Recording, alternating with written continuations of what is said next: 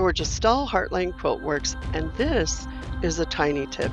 I'm going to explain why I think it feels like your patterns drift to the left as you're completing an edge down the quilt. And I think this happens whether you're in edge mode or you're in repeat pattern. I don't know that either one is exempt. What it all boils down to, I believe, is shrinkage. What causes shrinkage? Well, there are several factors. Number one, density of the quilting design. Number two, tightness of your quilt sandwich. Number three, tightness of your bobbin tension. Number four, batting. How thick is it? How dense is it?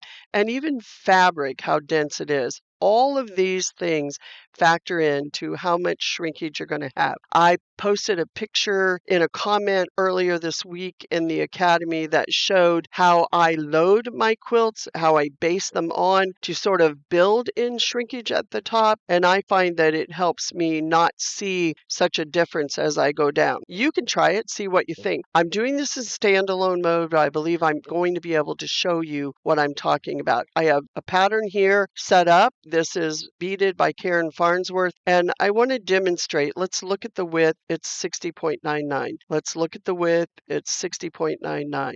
Let's look at the width. It's 60 point. Well, of course it is.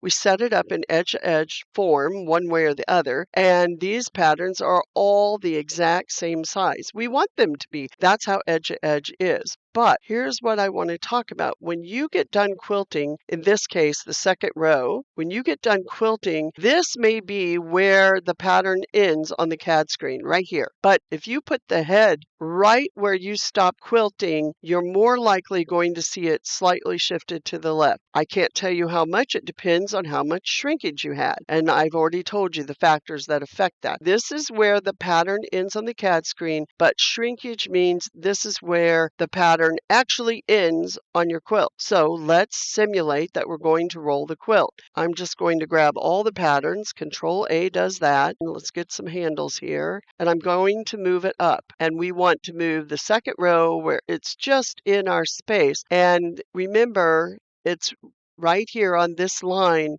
However, we didn't click on the CAD screen where it ended. We clicked where the actual quilt is, and because of shrinkage, it's right here. Let's use my left key to put it, there it is. That's where I actually stopped quilting. So let's come back and let's look and see what happens. It's over here. It feels like it's moving left, but in actuality, it isn't. However, this shrank, so this position is different, but guess what? This one didn't shrink. It's still the same size. All of the rest of the patterns are going to be the same size because they aren't stitched and we don't see shrinkage. So guess what? It's not that hard to deal with. All I do is grab all remaining patterns, not just the row I'm going to deal with, because shrinkage affects all of them. Select them all, and I will sort of ignore the sewn part above for now. And I know that that ended up coming over about 1/4 of an inch. So I'm going to move this in about 1/4 of an inch.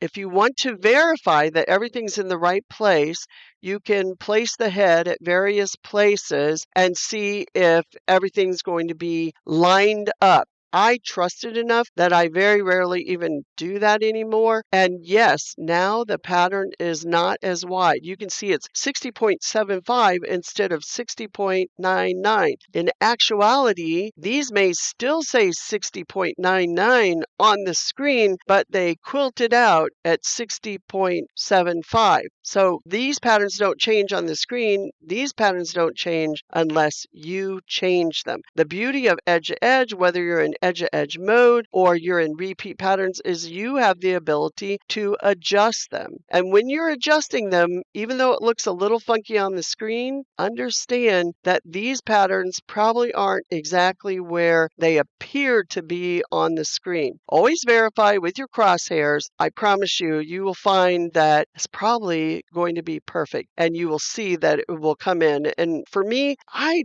don't see as much shrinkage, and I think it's because I build it in. I hope you find this tiny tip to be helpful. Happy quilting.